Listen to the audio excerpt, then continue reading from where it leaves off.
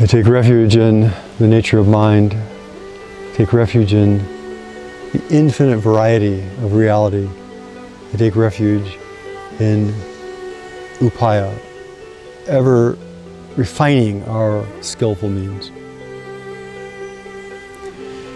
When we're teaching, I'm not sure there are actually any teachers. We all find ourselves in this particular circumstance that we find ourselves in. I happen to find myself in this circumstance. It wasn't something I set out and said, that's the way I want to look, that's the way I want to be, this is the place. Rather, my intention has always been, let me see what is most true. Let me find what's most true. And then let me see what comes out of that truth. How is it expressed? So, so-called teaching is really one's personal practice, I think. It's my personal practice. And personal practice is about, can we be fresh? Each moment is different. Each moment is unique. So if what we're teaching is about the past and the future, you know, we can say, oh, same old, I'm teaching the same thing, you know, why doesn't anybody understand it? Why don't I understand it?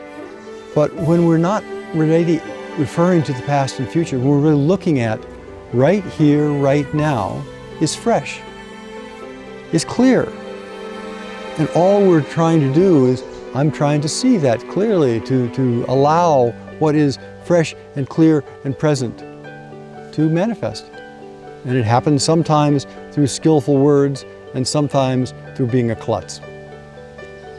So it's never, at least in my experience, it's never a matter of I say the same thing over and over again, because each person is different. Each person has a different flavor. Each time something comes through, I often listen to it and I think, wow, where'd that come from? Isn't that interesting?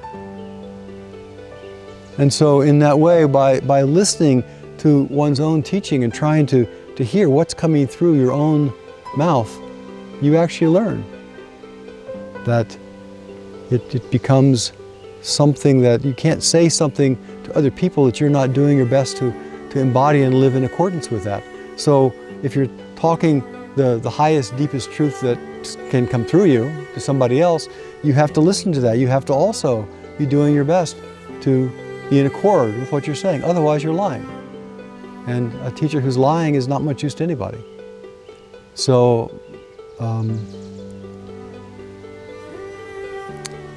to pay attention to the nature of mind, to see that it is clear and bright and empty. And when it is clear and bright and empty, inside and outside are not two things. And then what comes from the inside matches what goes to the outside in its own way.